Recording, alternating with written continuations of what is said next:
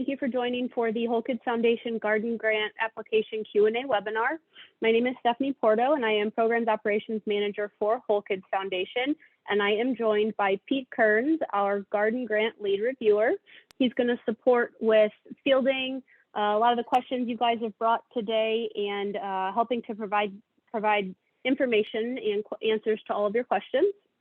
So before we get started, I'm going to go over some basic information about the Garden Grant, some high level details, and then we'll leave plenty of time for whatever questions you brought. So the agenda for today, I will cover some basics of the Garden Grant, things you may have heard on the previous webinar or things that you may already be familiar with, but wanted to give a quick overview or some reminders. We'll cover the eligibility and requirements of the grant. We will cover the use of the funds. I will remind everyone of the grant timeline. I will provide a handful of resources on a slide, things that you can link out to if you feel that they would be helpful for you. And then we do have some slides and some information about how to access the online application, but it may just come up as we field questions. So a few housekeeping items. We are going to field questions from the Q&A function of Zoom. So if you put a question into the chat box, it might not get answered. So definitely use the Q&A icon in the bottom bar of Zoom to submit whatever questions you have. Pete will be answering some of those questions as he goes through, and then that's where we're going to pull the commonly asked questions or the things that we find a lot of people are asking about when we leave plenty of time for the interactive Q&A. And then we are recording this webinar, so it will be available to everyone who has registered, whether you attend or not, and it will also be available on our website. The recording to the last Garden Grant webinar is also going to be on our website, so you can find both of those on the Garden Grant page of the Whole Kids site. So to contact us, if you have any questions you don't get answers to today or you need some support, you can email grants@wholekidsfoundation.org, or you can find a lot of information, again, on our website. So since 2012, our Garden Grant Program has invested $15.5 million in supporting over 7,000 schools and organizations, reaching 4.6 million children through our Garden Grant Program. The basics of the grant. So this is a $3,000 monetary grant with flexible spending guidelines, only a handful of restrictions, and really meant to meet your garden plan where it's at. So we want you to tell us what your plan is for the garden. The grant is available to applicants across the US and Canada. We provide support to all areas of the US and Canada. So this is, not just in areas where there are Whole Foods Market stores. We want to reach and support gardens in all cities, all states, all territories and provinces of Canada as well. It can be used to support brand new or pre-existing gardens and any type of garden, so long as you're growing food with kids. So, your garden can be brand new, or it can have existed for 5 or more years, and it can be a traditional outdoor garden, or it could be indoor growing of some kind. So again, you tell us the plan. So high level eligibility. The grant is available to schools that serve any grades K through 12. They have to be US or Canadian public schools, registered nonprofit private schools, tribally controlled or Bureau of Indian Education schools. The garden must be on school grounds and they must grow edible food. For non-school entities that are applying, they have to be registered 501c3 nonprofits in the US or registered charity in Canada, and then also tribal entities or government entities. Work with at least 10 children in the K through 12 grade range and grow edible food. We do accept applications from previous Whole Kids Foundation Garden Grant recipients. So the eligibility to submit a subsequent application if you've already received our grant is just that you did not receive your most recent grant in the past year. So in other words, we want you to wait a cycle. If you received funds in 2021, then you are not eligible to apply for the 2022 grant. We would just ask that you wait until the 2023 cycle to apply. And then you must have also completed the required progress report for your grant, which we ask for about a year from when your grant is submitted. If you are eligible based on timeline and you haven't yet submitted your progress report, that's okay. We would just ask that you do it before submitting. So it might look like you reaching out to us or just accessing the portal and completing the report and then opening a new application. So some of the grant requirements. We don't have a deadline by which all of the funds must be spent, but we do ask that you start spending funds if awarded within 1 year of receiving them. We do not ask for receipts to be sent to or shared with us, but the grant agreement will require that you keep them on hand for a number of years. And then the progress report. So we will ask for a progress report to be completed through the portal where your application was originally submitted about 1 year from when you receive your grant. So some quick items about how you can use the funds. The funds can be used on pretty much anything to support the edible educational garden for which you applied, but they cannot be used for these 3 things up on the slide. That's real estate, travel funds, and field trips. You can use the funds for a scholarship to attend a training for your garden coordinator, for example, or somebody else involved in supporting your garden, but only 30% or $900 of the full $3,000 can be used for this. And then a question that we get often is whether or not the funds can be used to support, say, the cost of or a salary for some individual that supports your garden, either with maintenance or care or garden education or a combination of all of them. And that is an eligible use of the funds. So there is no limit. You can absolutely use the funds to support the human power behind your garden. So quick reminder of the timeline. Our deadline is this Friday, March 11th. The review period will be March roughly through June. We will select June through August. We will notify all applicants regardless of decision on August 1st. The month of August will be spent gathering some information from selected recipients and having them sign their grant agreement, and then packages will be received, grant checks and packages will be received in September. So 3 application requirements are the letter of support from administration within your organization. So that looks like a principal at your school or an executive director. If you are a nonprofit entity applying, community partner, which I'm already seeing a ton of questions come through about the community partner. So we're absolutely going to spend some time there today. And then photos or garden plan. So the letter of support, what's in the letter? There's no template. We don't have a template that we require you to use. It's just an acknowledgement and words of support that the administration, principal, or ED at your organization is aware of and supportive of this project. We find that programs that have administrative buy-in are more successful and sustainable over the long term. So that's why we ask for this. The letter must be on school or organization letterhead, and it must be signed by the principal or ED. So the community partner, I will give high-level details and we can absolutely dive into this because I know people have questions about it.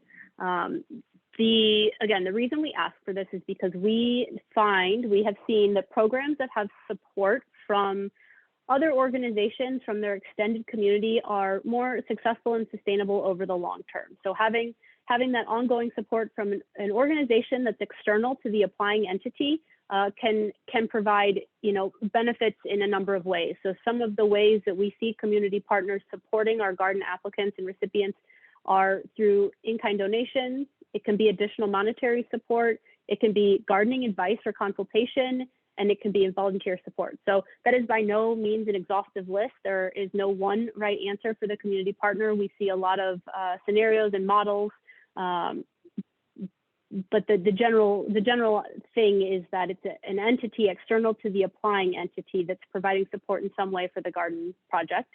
The community partner entity can be nonprofit or a for-profit business, but it must be outside of your applying entity. So we use the example of a school. We do not see a PTA or a PTO as being a qualified community partner only because the PTA and the PTO is internal to the school. It's another, part of the school community, and we really want to see that relationship built with an entity and external to the applying organization. And then we're gonna dive into fiscal sponsor as well a little bit, but the community partner and the fiscal sponsor can be one in the same if you have a fiscal sponsor, which is not required, except for if your fiscal sponsor is the PTA. So I know it's confusing, but we'll spend more time there. Photos are the other requirement of the application. So we ask for photos because it helps our reviewers envision your plan. If you have an existing garden that you are, revamping or growing, you would provide pictures of your existing garden space or perhaps the additional space you want to build out into. If you're building a new garden, you could include a garden layout or diagram. It doesn't have to be something specific. It can be hand-drawn and then a photo taken with your phone and uploaded, or it can be computer-generated. I have some examples on the next slides. But then no more than 3 photos are to be submitted. They have to be 5 megabytes or smaller in the PNG, JPEG, or GIF format. And they should be photos of your garden space. So they don't need to include children. We're really just trying to get a sense of your plan for your garden, where your garden lives, what it will be like. But then remembering if you do include photos with children in them, that you only share photos of children for whom you have photo releases. So here are some examples, just quick. If you don't have a garden already and say you want to give us a space of where your garden's going to be, this could be what you share. And then to the layout or diagram, we get lots of questions about that as well. Either of these is perfectly fine. We just want to get a sense of what your garden's going to look like, what the build-out plan, the anticipated build-out plan will be, what kind of components are you going to include, where does it live respective to your school, that kind of thing, or your organization. So the fiscal sponsor, again, is not a required component of the application. We include it because there are a lot of applicants that have a model by which they cannot be the direct recipient of the funds if they are selected. So we give the opportunity to apply with a fiscal sponsor, a fiscal agent that serves, as the person signing the grant agreement and receiving the check and then, dispersing the funds to the school or organization with the garden. Whole Kids Foundation can only issue grant funds to nonprofit schools or organizations that encompasses public schools. So but in the instance that you have a fiscal sponsor, most often it's an organization. It's not a school serving as a fiscal sponsor. So in that way, those entities serving as fiscal sponsors must meet our nonprofit eligibility requirements. So they must be 501c3 or registered charity in Canada. And there are a handful of exceptions.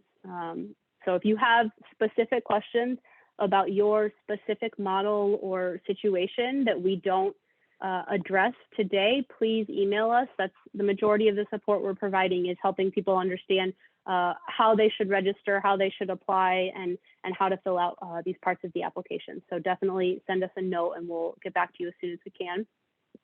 If you have a fiscal sponsor, they will also serve as the grantee on your application, which the grantee is just telling us where the funds are being issued and who's going to sign the grant agreement. And they will receive the check on behalf of the entity that's applying to build or grow their garden. And then our on-hold process. So for any applicant who doesn't get selected, we do keep a list of qualified grant applications for the duration of the year. If we are to have additional funds become available, we will award additional garden grants from that on-hold list. If we can't fund an on-hold garden grant applicant within the course of the year, we will invite you to reapply in the following cycle. And we highly encourage applicants that are placed on hold to reapply. We keep really close track of applicants who applied and were placed on hold and then come back and update their applications and submit again. So a handful of resources before we open it up for some of the questions that I see coming in.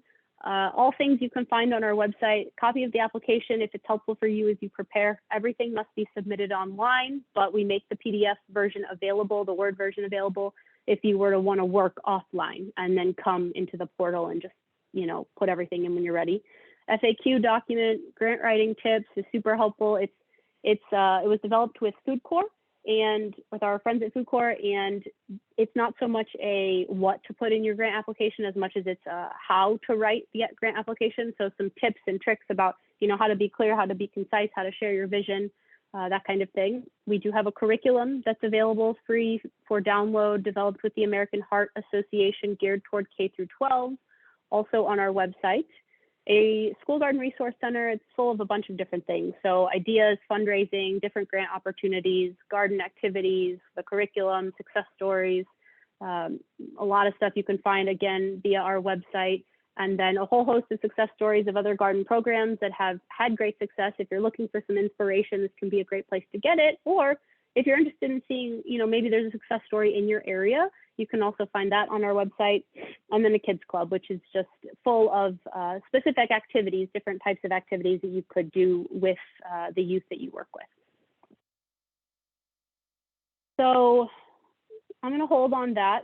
This is about our portal, but we'll see if we get questions about that. Otherwise, we'll dive into it elsewhere and make sure we have plenty of time to address what questions are coming through. So Pete, I would love to dive into some of what you're seeing.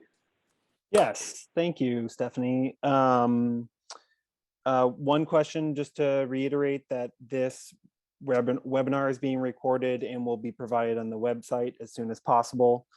We are getting some questions about letters of support and what specifically we're looking for. If we're looking for, if the garden is located at a school, then we are looking for a letter of support from the school administration. If the garden is located on the grounds of a nonprofit organization, then we're looking for a letter of support from the administration of the nonprofit, the executive director. And so I hope that answers some folks' questions about letter support. Even if you are, for instance, a nonprofit that is supporting a school garden, that if the garden is on the school campus, we're still looking for that letter of support from the school administration. It's a very important part of an educational garden to make sure that you have the administrative support within the organization or the school. Another question that we're getting, again, is that we're getting plenty of questions about the budget, and I want to just clarify the three parts of the budget that we're asking for. We're asking for one part of the budget is about annual garden budget, annual garden expenses, the expenses you would expect each year, whether that be soil to fill your raised beds, seeds to plant that year, plants to plant that year, etc. Those are ongoing, regular annual expenses. The second section is for what you are proposing to spend the grant funding on. So that's that $3,000. What are you hoping to spend that $3,000 on? And then the third section is the incoming revenue section. In that, we're looking for what other grants are you applying to, have you applied to for funding, or what other revenue are you raising in your garden, either at a nonprofit or a school, that is continuing to support your garden and the funding there. One thing that to note about the distinction between fiscal sponsor and grantee and community partner, I just want to share something that we find as probably the most common scenario, and that is when we're talking about a school garden, oftentimes that fiscal sponsor is the PTO or PTA, that parent teacher organization that is receiving the funds, and that is definitely allowable. In that situation, the grantee would be the school. And then, and what we're also trying to share is that we are asking for the community partner in that situation be an outside organization from the PTO, PTA, and obviously from the school.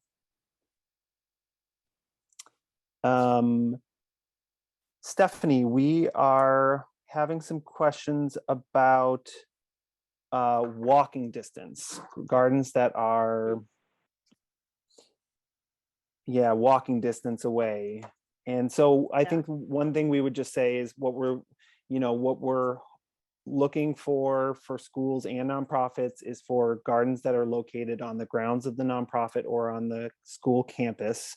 And we know that there are some gardens, the educational gardens, that are not directly on the grounds of a nonprofit or a school.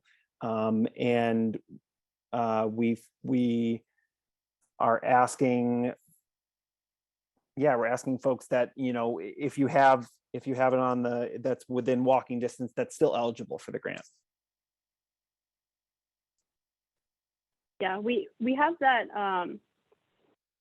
Traditionally the ask is that the garden live on the grounds of the school or the organization, but we recognize that sometimes there are scenarios where that's not the case. And so we just find that walking distance, that short walk to the organization or the school, really ensures that the garden is a part of the school or organization culture. The frequency of visits and things like that, the closer the garden is to the applying entity. Mm-hmm. Pete, I just have a kind of a logistical question I saw coming through too, actually. One is related to the letter of support. That letter of support gets uploaded into the portal where you're submitting your application. So you don't need to email it to us or anything like that. There will be a specific place where you can put that Word document or that PDF of support. And then the other one was wanting clarification about the 3 spending restrictions that I mentioned. So I did go over that quickly, so I'm going to mention it again.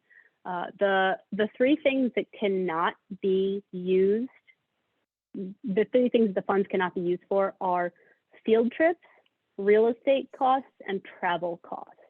So using the funds to take kids to a garden that's elsewhere, for example, or paying rent or purchasing land where you might have a garden. And then, travel costs similarly, either like the cost of taking your kids on a field trip to somewhere, or if you were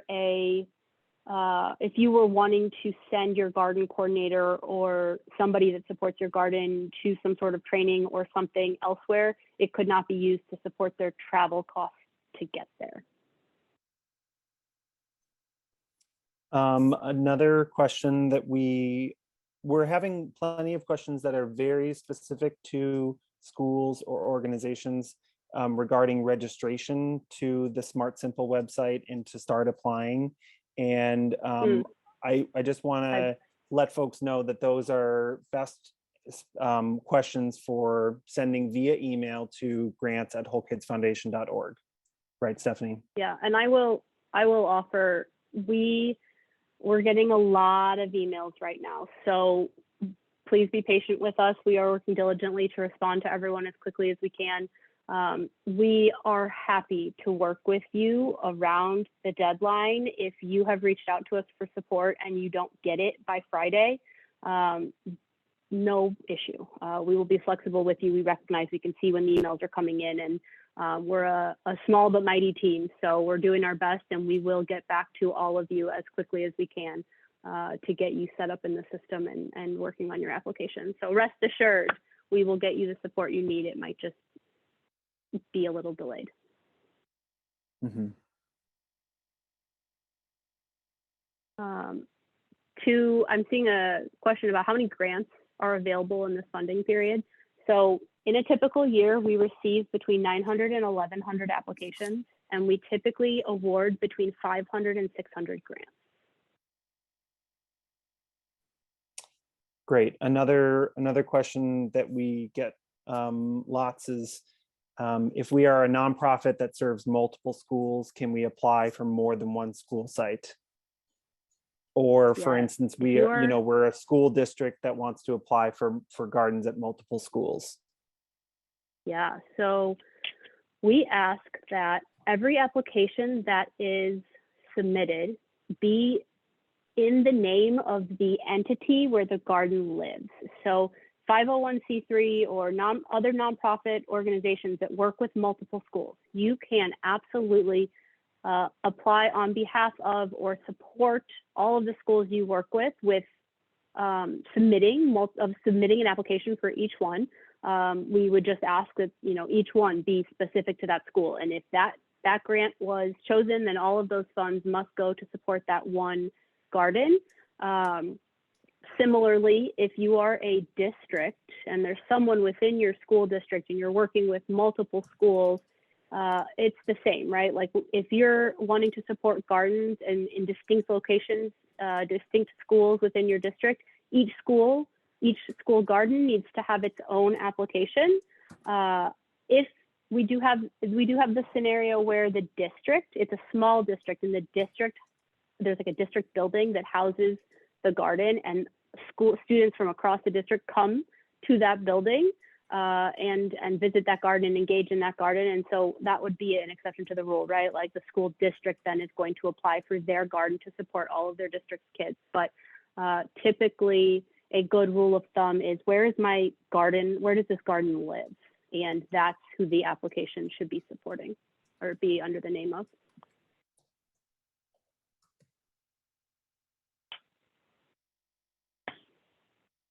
Right, and again, I'll say another thing that's been brought up, which again, we think is probably best answered via email to grants@wholekidsfoundation.org.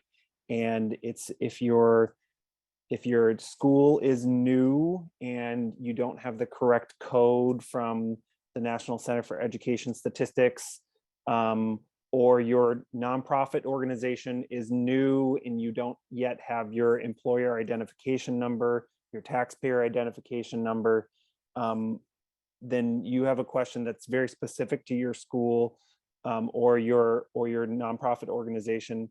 And that's a question that's best sent via email to grants@wholekidsfoundation.org.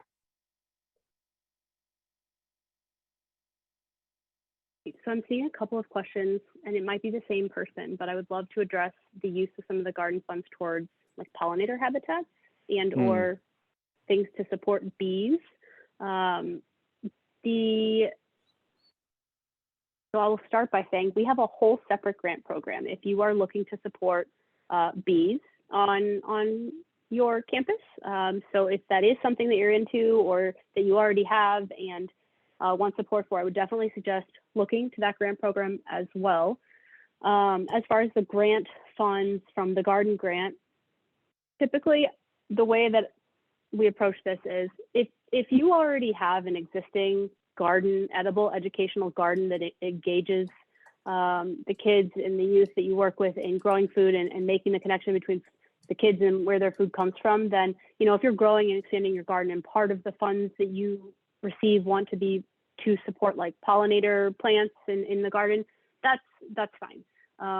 But in the reverse of that, if you were just starting out with a pollinator and the food component wasn't there, that would probably be a different question. So keeping that in mind, the goal is supporting that edible educational garden component, and we recognize though that as these gardens grow, there are different components that get added to larger garden programs. So if you're unclear, you're unsure about your specific scenario, again, just email us.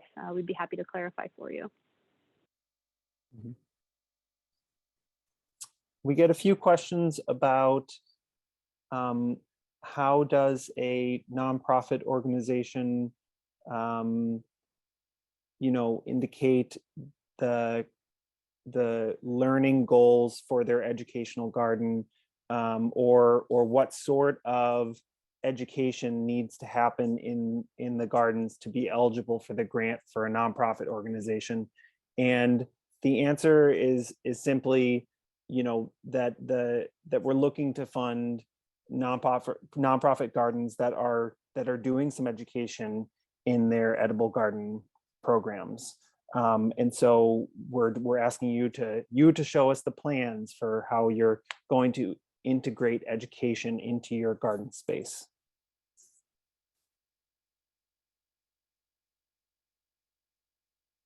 Pete, I saw one that I would love if you would weigh in on. It's more generally about like how do they convey or how do they write a successful garden plan? Like what types of things are we looking for? And additionally, you know, someone asked the question of what differentiates between the applications that are funded and those that aren't.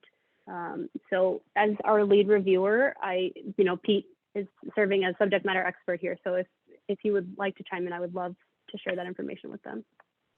Yes, definitely. I think that we're looking to award grants to schools and nonprofit educational gardens that have a strong vision for their garden, that are engaging many kids and many students, and engaging them in significant ways. We're looking to award grants to schools and nonprofits that integrate some education into their garden, and are deliberate about integrating education. And we're looking for educational gardens that will continue to be sustained over time, that have a plan for the volunteers that they will recruit and coordinate, and in a committee that has support from many different partners and stakeholders. Essentially what we're looking for is a robust plan, whether it's has been executed, and this is an existing program that is strong and sustainable, or if it's a plan for creating a garden space that is going to be sustained over time, and that is really providing, you know, education about edible plants to kids, and that's more of an essential look at what we're looking for. Thank you so much, Pete. So I want to address something I saw come through related to the fact that we ask for each distinct garden location to have its own application. So for, you know, the model where a 501c3 or nonprofit is working with many schools, to the specific question we got, yes, this is an annual grant program. So barring any major like world things that happen, such as COVID over the last couple of years, those are the kinds of things that might impact the timeline on which we run this grant. But you know, for all intents and purposes, you can expect this grant to be available always February, March, with the August award time. And part of the reason that we have it set up that way is because it's one way for us to make more funds available. I know it kind of sounds backwards. I know our application is long, but if you know, because we have restrictions on how frequently a certain organization or school can apply, and in the past, this wasn't even a grant you could get multiple times. It was a one and done, and so that's kind of a new thing for us. But in the past, if we had a nonprofit that applied the one time, but they worked with so many schools, then we didn't know that their support was being spread across multiple schools. And so we would say, oh, they can't get another grant because they already got a grant for us. But really, we would want to support them in supporting all of the schools they work with. So that's part of the reason we ask for that. You know, each school has its own application. And then it also helps us to understand where our support is going. And it also makes more funds available. So if we can support in this way a nonprofit working with 6 schools with $3,000 each, potentially, even if it's over the course of a couple of years, that's, you know, more than just the one-time grant to them for $3,000. So I hope that clarifies and provides a little context to why we have it like that. If you're out there and you've got, you know, you've poured everything into an application already up until this point, and you now need some time or something to parse it apart, please just email us. I'd be happy to talk with you offline and clarify or provide any support we can provide.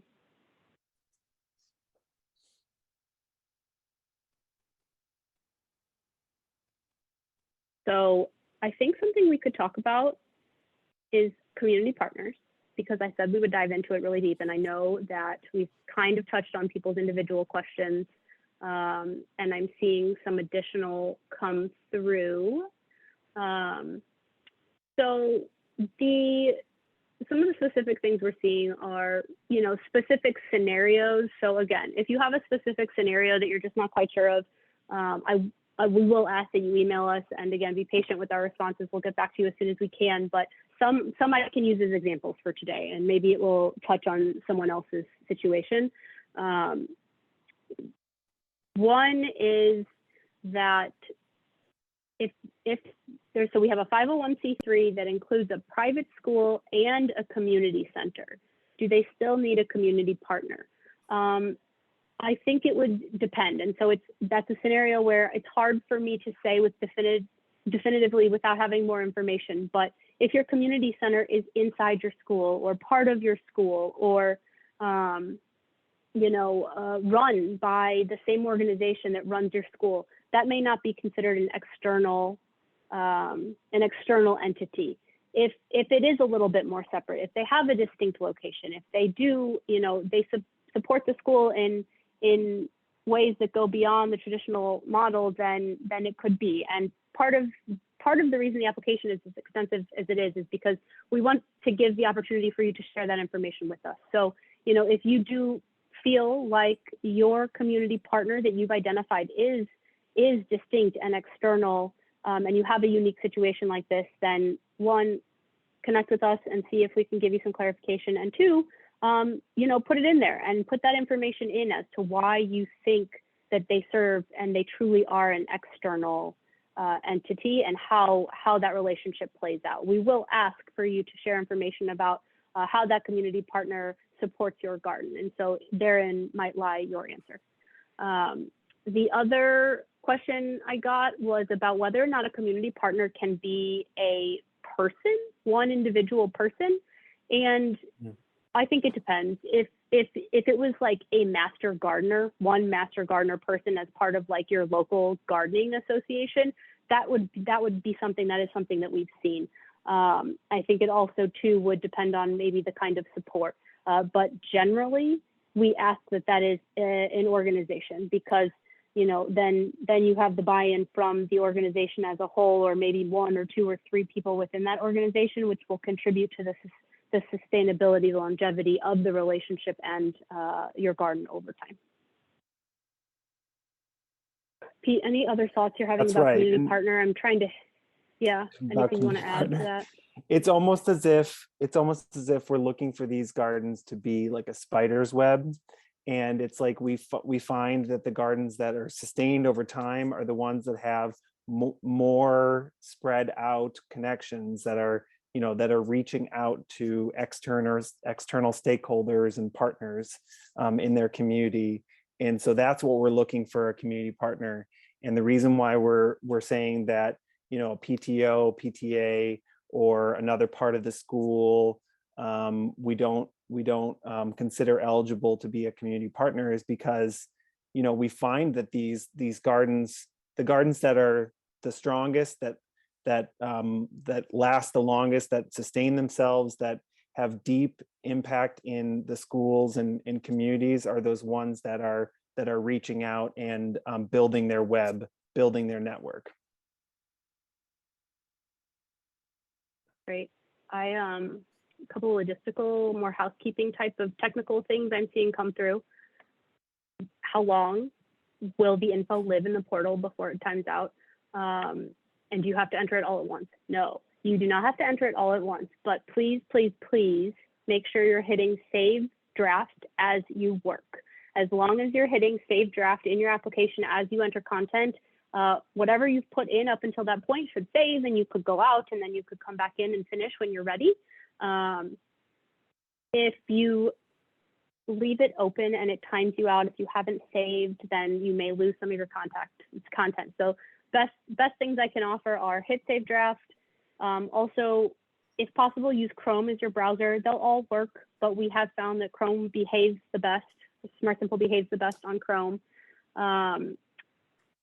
Someone is interested in knowing how long it takes to, when you apply, how long will it take to receive the grant, and is it an easy process? So what I can offer is the application is thorough, so it will take you some time. If you are interested in kind of seeing what is asked of you, that would be a place where I would suggest going and checking out the PDF of the application on the website. The first part of that document is going to try and mimic the registration process, which is just to get you set up in the system, but the application questions itself are all there. So you could take a peek at that, kind of get a sense of how much time it will take, and then getting back to our timeline, once you submit your grant application, the deadline, is this week, the end of this week, early next week, for anyone who needs a little bit of support. We will spend the summer reviewing, and all notifications will be made in August, and grant checks will be received in September. So we're looking at like an early school year award time of when you'll actually get those funds available to you. Okay, so those are a couple of technical pieces. Yep. I wanted to clarify the K through 12 grade range. Applicants it's allowable to apply for a school garden at a school that does serve pre-K or preschool age kids. It's just that if your garden only serves pre-K age kids, then you're not eligible for the grant. So it's okay to have pre-K or a Head Start or a preschool on the same campus as the school that is applying for the garden grant. You're not eligible to apply if you're only serving pre-K or students or youth outside of the K through 12 age range.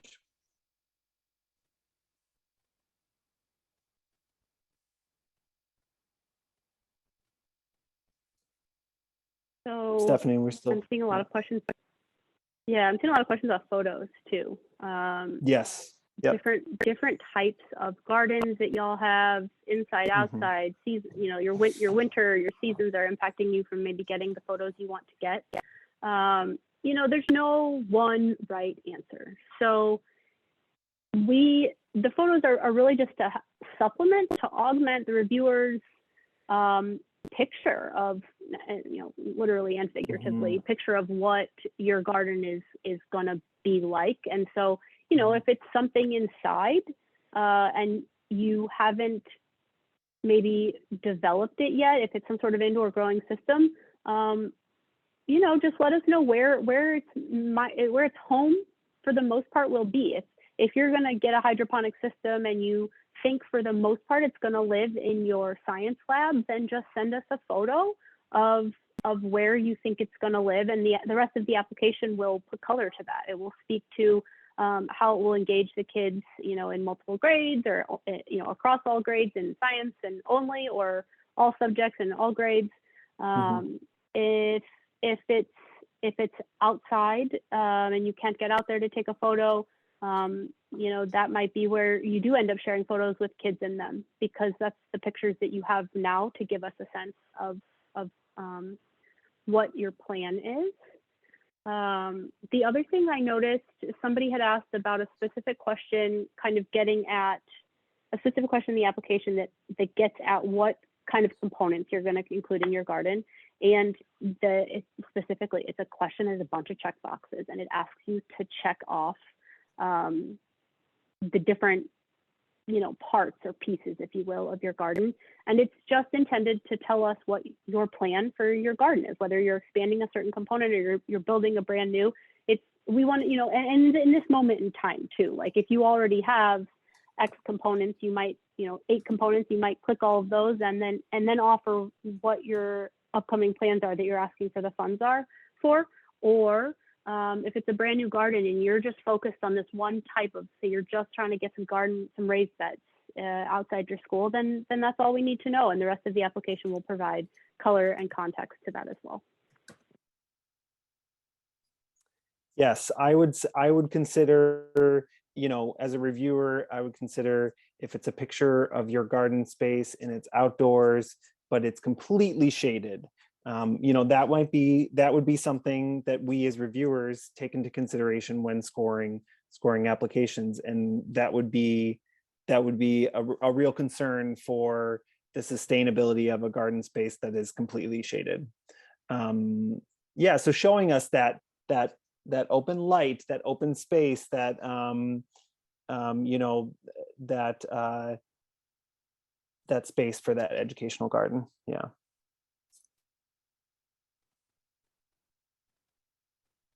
So another, I'm hitting on a lot of the technical questions that exist within the system. Right. So someone is asking, do we need to, something related to the character limit for the question. So we do have character limit on the questions.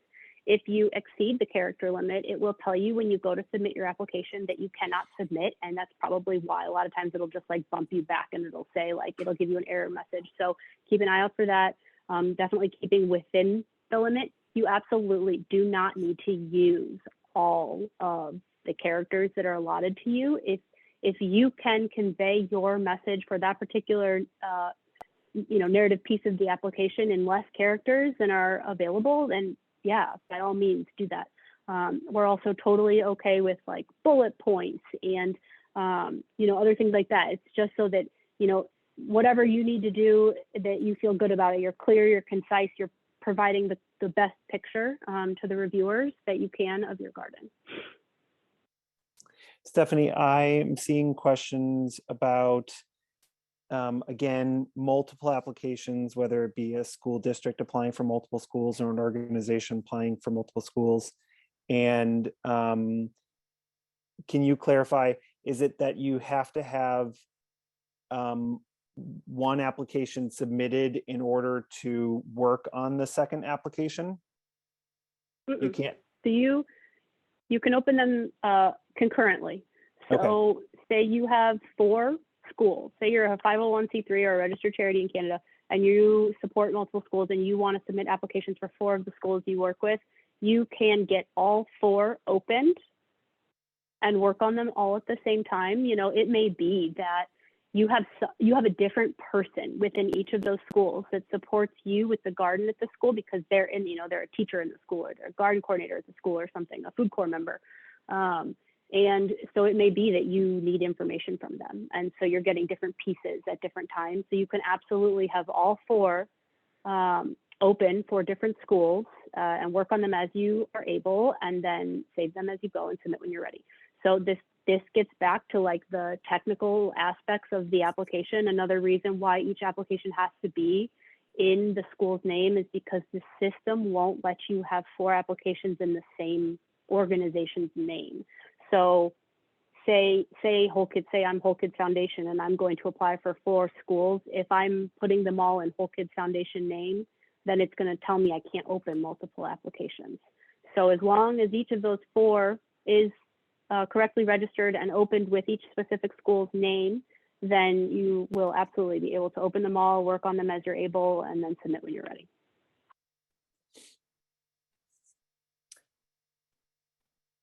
Another question is about the free and reduced lunch program participation rate in the US for US schools. And there are many schools, many school districts that have what's called the community eligibility program with the school lunch program, and are as such, they are essentially 100% free and reduced rate.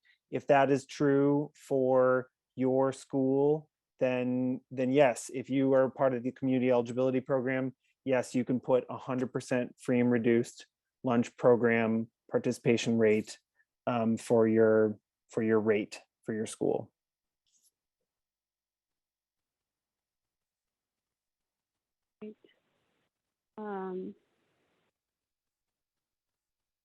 Going through here and I'm seeing some quick things like our FAQs weren't working this morning. I will get on that and There's also,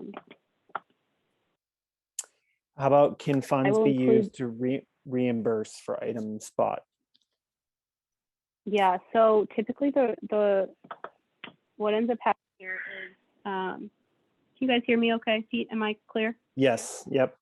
Okay.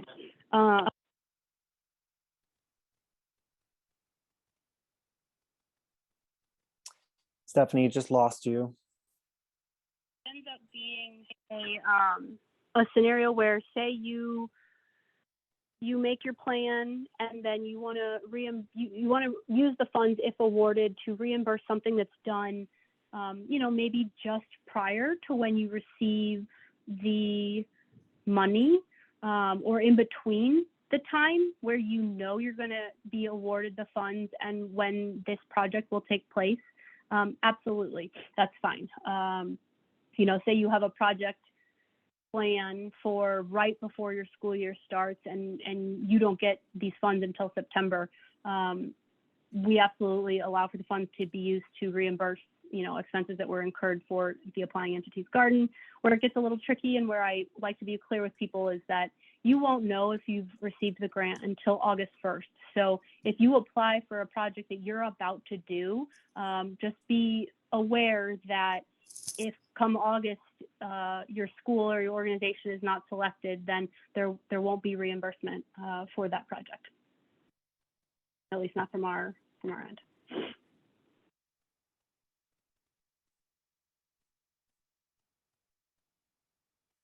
We've got time for a handful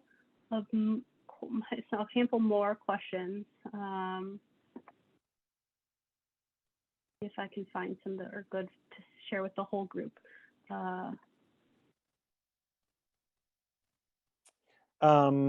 we have a question. Do you have any guidance on what items to request for a completely new garden?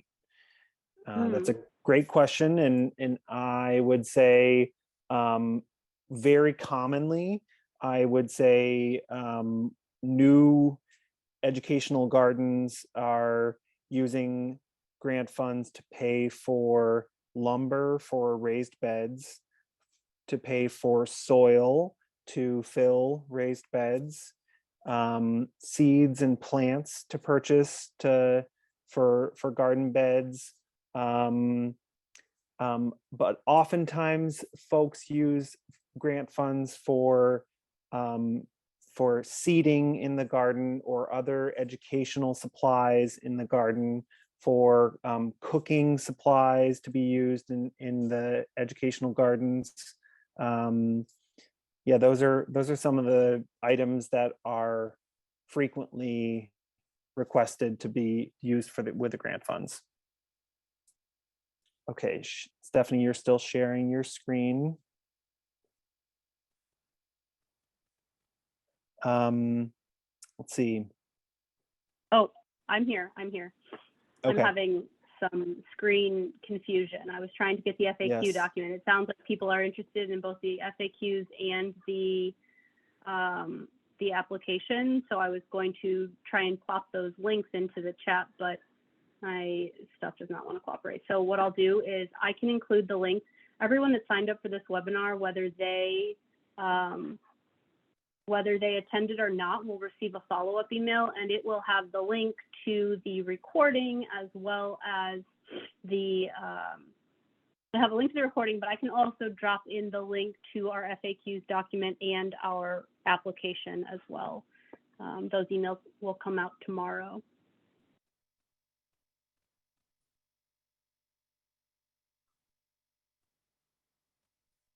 So I did also want to, I'm sorry, you guys are staring at my desktop now. Can't seem to figure out how to get my PowerPoint up and running again. I do want to, someone had a great question that I just saw come through and I wanted to answer. Oh, well, so it was about if you've applied and been placed on hold in the past.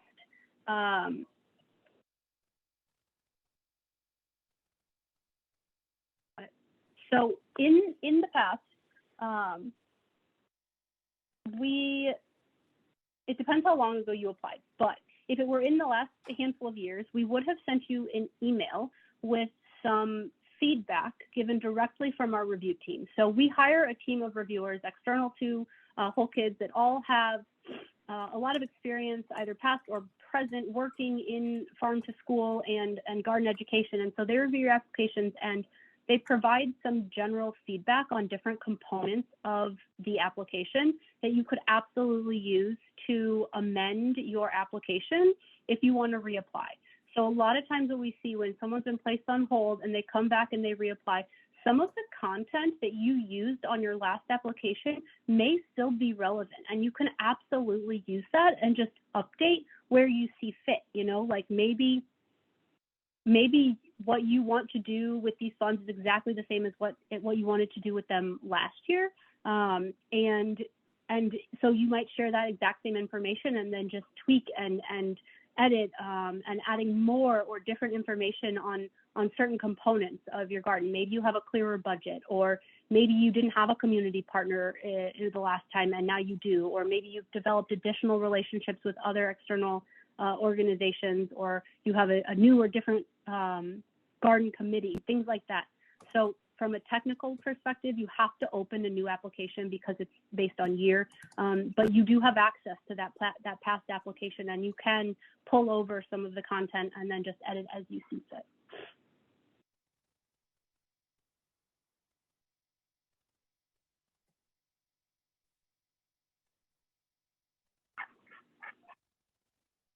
Okay, everyone, I think, oh, yeah.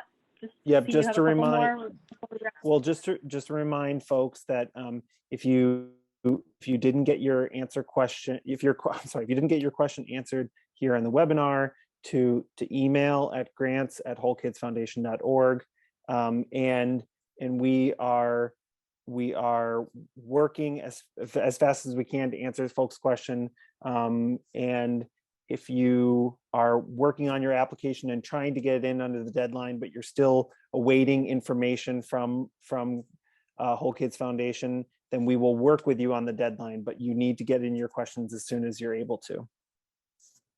Yeah, thank you, Pete. I was just going to reiterate the same. I know there's support needed, and I know some of you are having issues that you can't solve on your own because they're in the portal. So again, just be patient. We will get back to you as soon as we can. Myself, I'm on the other end of that box. I have 3 really fantastic interns who will support as well.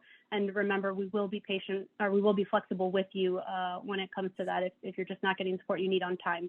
And then I do want to just say one last thing, because I cannot say it enough. The fiscal sponsor is not required.